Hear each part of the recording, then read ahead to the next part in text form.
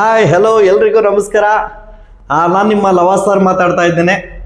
ಎಲ್ರಿಗೂ ಲವಲವಿಕೆ ಜ್ಞಾನ ಮಂಟಪ ಅನ್ನೋ ಯೂಟ್ಯೂಬ್ ಚಾನಲ್ಗೆ ಸ್ವಾಗತ ಸುಸ್ವಾಗತ. ಇದು ನನ್ನ 2ನೇ ವಿಡಿಯೋ ಆಗಿರುತ್ತೆ. ಮೊದಲನೇ ವಿಡಿಯೋದಲ್ಲಿ ನಾನೆಲ್ಲ ಏನೆಲ್ಲ ಮಾಡ್ತೀನಿ ಅಂತ ಹೇಳಿದ್ದೀನಿ. ಅದನ್ನು ಹೋಗಿ ನೋಡಿಲ್ದವ್ರು ಹೋಗಿ ಮೊದಲನೇ ವಿಡಿಯೋ ನೋಡಿ.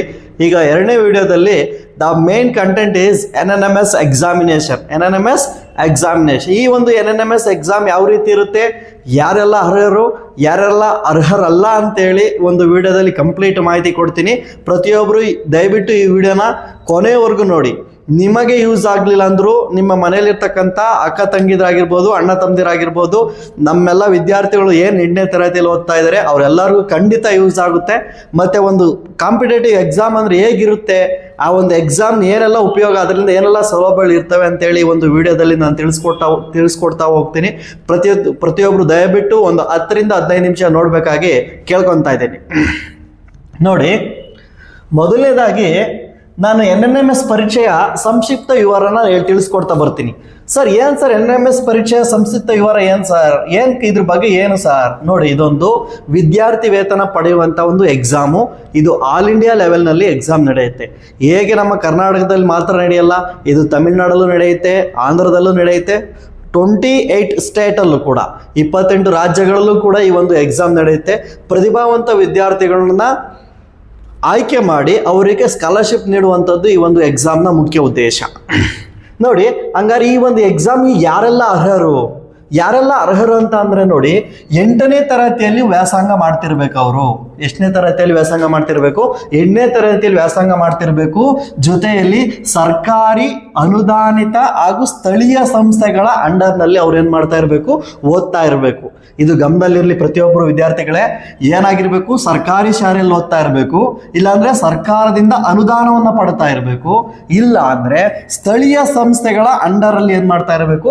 ನೀವು ಸ್ಟಡಿ ಮಾಡ್ತಾ ಇರಬೇಕು. ಅಂಥವ್ರು ಮಾತ್ರ ಈ ಒಂದು NNMS ಎಕ್ಸಾಮ್ಗೆ ಬರೆಯಲು ಎಲಿಜಿಬಲ್ ಇರ್ತೀರಾ.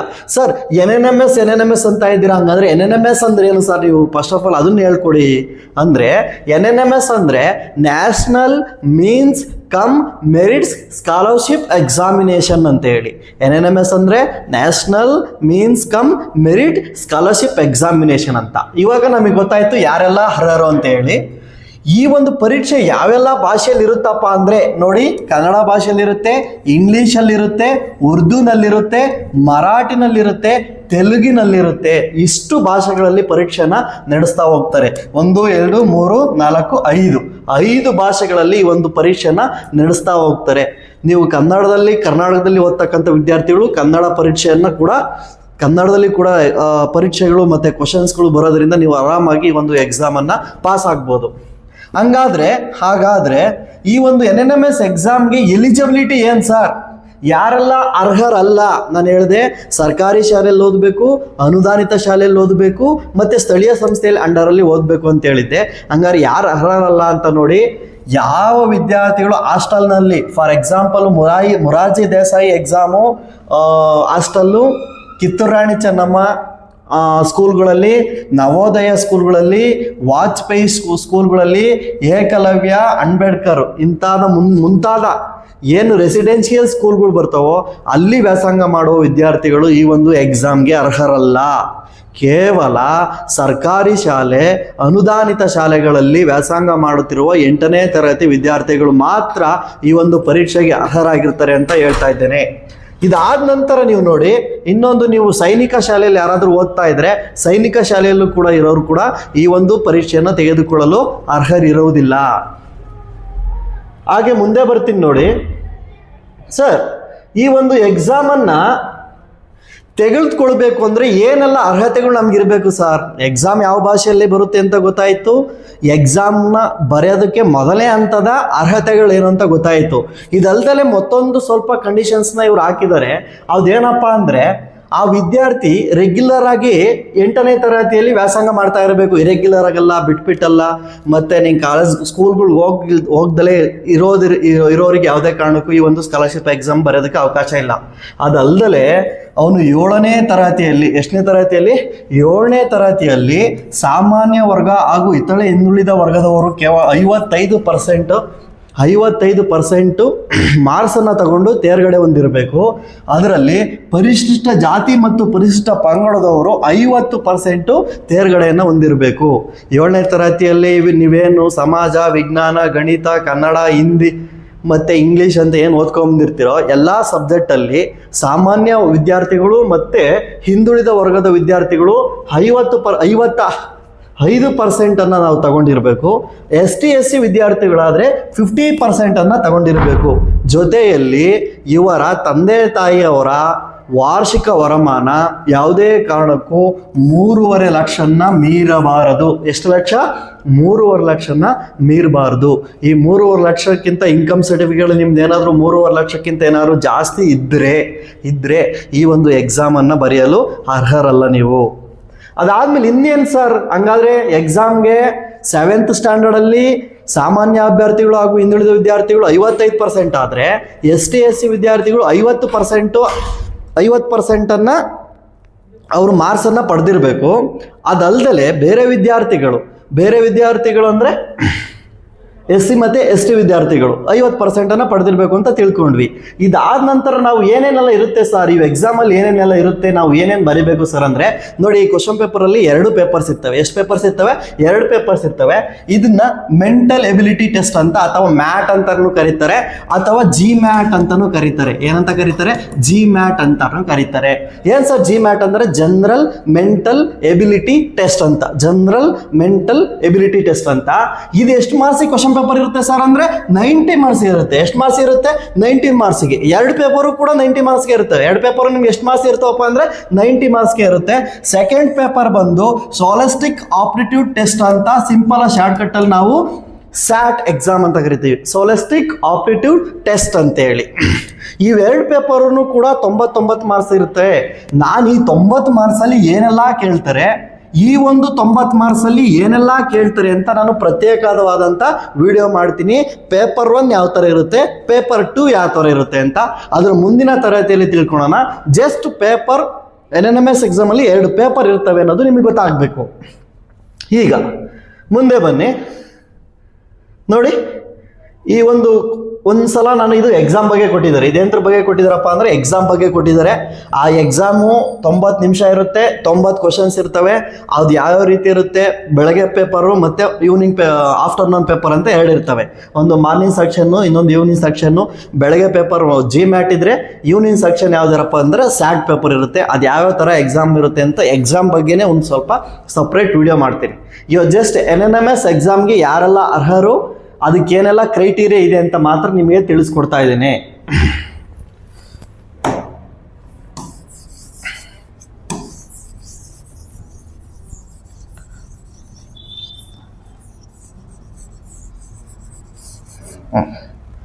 ಇದಲ್ಲದೆ ಸರ್ NNMS ಎಕ್ಸಾಮ್ ಏನೋ ನಾವು ಬರೆದ್ವಿ, NNMS ಎಕ್ಸಾಮ್ ಎಲ್ಲ ಬರೆದ್ವಿ. ಎಕ್ಸಾಮ್ ಬರೆದ್ಮೇಲೆ ಆಯ್ಕೆ ಪ್ರಕ್ರಿಯೆ ಹೆಂಗಿರುತ್ತೆ ಸರ್?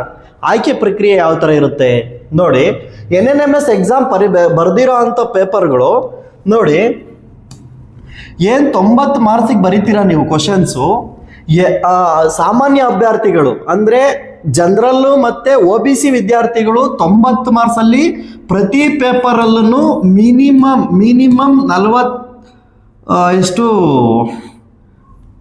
36 marks means 40%. ಪೇಪರ್ 1ನಲ್ಲೂ 40%, ಮಿನಿಮಮ್ 36 ಮಾರ್ಕ್ಸ್ ಬರಬೇಕು. ಪೇಪರ್ 2ನಲ್ಲೂ 40 ಮಾರ್ಕ್ಸು ಅಂದರೆ 36 ಮಾರ್ಕ್ಸು ತೆಗಿಲೇಬೇಕು. ಆದರೆ ST SC ವಿದ್ಯಾರ್ಥಿಗಳು ಎಷ್ಟು ತೆಗಿಬೇಕು ಅಂದರೆ 32% ತೆಗಿಬೇಕು. ಎಷ್ಟು ಪರ್ಸೆಂಟ್ ತೆಗಿಬೇಕು? 32%. ಅಂದರೆ 90 ಮಾರ್ಕ್ಸಿಗೆ 32% ಅಂದರೆ 28ರಿಂದ 29 ಮಾರ್ಕ್ಸ್ ತೆಗಿಬೇಕು ಒಂದೊಂದು ಪೇಪರಲ್ಲಿ. ಸರ್ ಒಂದು ಪೇಪರಲ್ಲಿ ನಾನು 90 ತೆಗೆದುಬಿಡ್ತೀನಿ ಸರ್, ಇನ್ನೊಂದು ಪೇಪರಲ್ಲಿ 20 ತೆಗಿತೀನಿ ಅಂದರೆ ಎಲಿಜಿಬಲ್ ಇಲ್ಲ.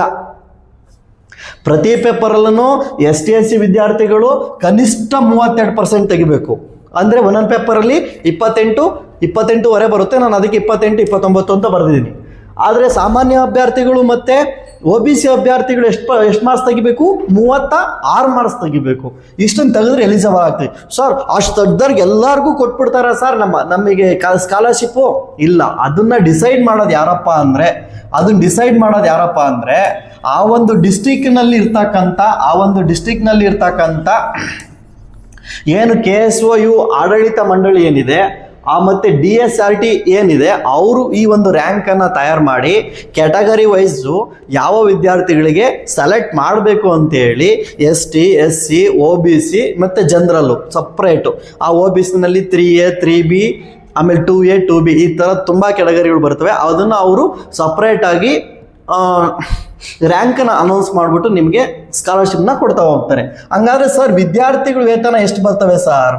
ಹೌದು ಸರ್, ಎಕ್ಸಾಮ್ ಬರದೆ ನಾನು ಸೆಲೆಕ್ಟ್ ಆದಮೇಲೆ ವಿದ್ಯಾರ್ಥಿ ವೇತನ ಎಷ್ಟು ಬರುತ್ತೆ ನೋಡಿ. ಪ್ರತಿಯೊಬ್ಬರಿಗೂ ಇದೊಂದು ಇಂಟ್ರೆಸ್ಟಿಂಗ್ ಸಬ್ಜೆಕ್ಟ್. ಯಾಕಂದರೆ ನಾನು ಎಕ್ಸಾಮ್ ಪಾಸ್ ಆಗೋವರೆಗೂ ನನಗೆ ಒಂಥರ ಖುಷಿ, ಆದರೆ ಪಾಸ್ ಆದಮೇಲೆ ನನಗೆ ಎಷ್ಟು ಬರುತ್ತೆ ಸರ್ ಸ್ಕಾಲರ್ಶಿಪ್ ಅಂತ ಗೊತ್ತಿರುತ್ತೆ.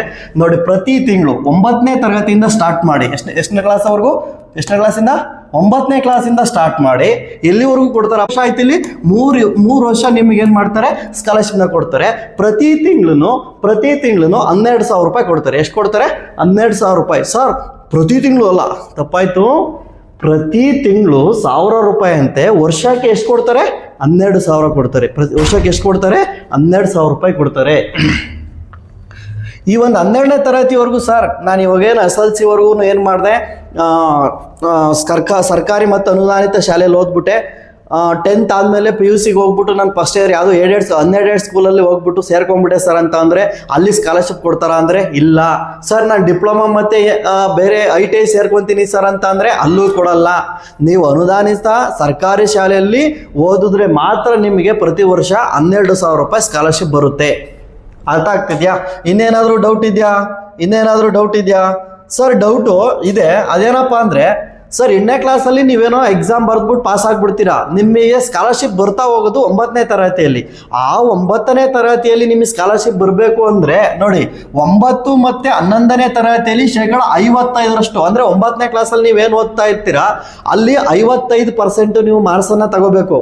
ಆದರೆ SLCಯಲ್ಲಿ 60% ಮಾರ್ಕ್ಸ್ನ ತೆಗೆದ್ರೆ ಮಾತ್ರ ನಿಮಗೆ ಸ್ಕಾಲರ್ಶಿಪ್ ಬರೋದು. ಆದರೆ ಪರಿಶಿಷ್ಟ ಜಾತಿ ಪರಿಶಿಷ್ಟ ವಿದ್ಯಾರ್ಥಿಗಳು 5% ವಿನಾಯಿತಿ ಇರುತ್ತೆ. ಇದರಲ್ಲೂ ಅಷ್ಟೇ 9 ಮತ್ತು 11ನೇ ತರಗತಿಯಲ್ಲಿ 10ನೇ ಕ್ಲಾಸಲ್ಲಿ 60% ಮಾಡಿದರೆ 9 ಮತ್ತು 11ನೇ ತರಗತಿಯಲ್ಲಿ ಜನರಲ್ ಮತ್ತು OBC ವಿದ್ಯಾರ್ಥಿಗಳು ಏನು ಬರ್ತೀರಾ ಅವ್ರು 55%ಅಲ್ಲಿ ST SC ಅವರಿಗೆ 5% ರಿಯಾಯಿತಿ ಇರುತ್ತೆ.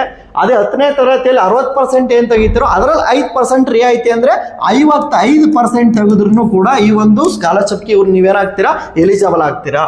ಇಷ್ಟು ಸಂಪೂರ್ಣವಾಗಿ NNMS ಎಕ್ಸಾಮ್ ಬಗ್ಗೆ ಕಂಪ್ಲೀಟಾಗಿ ನಿಮಗೆ ತಿಳಿಸ್ಕೊಡೋ ಅಂಥ ಪ್ರಯತ್ನ ಮಾಡಿದ್ದೀನಿ. ಪ್ರತಿ ವರ್ಷವೂ ಇವರು ಅಕ್ಟೋಬರ್ ಮತ್ತು ನವಂಬರ್ ತಿಂಗಳಲ್ಲಿ NNMS ಎಕ್ಸಾಮ್ನ ಕಾಲ್ ಮಾಡ್ತಾರೆ. ಅಲ್ಲಿ ಅಪ್ಲಿಕೇಶನ್ ಹಾಕಬೇಕು. ನೀವು ಯಾವ ಕಡೆಯಿಂದ ಹಾಕ್ಬೇಕಂದ್ರೆ ಶಾಲಾ ಮುಖ್ಯೋಪಾಧ್ಯಾಯರು ಈ ಒಂದು ರೆಸ್ಪಾನ್ಸಿಬಿಲಿಟಿನ ಒತ್ಕೊಂಡಿರ್ತಾರೆ.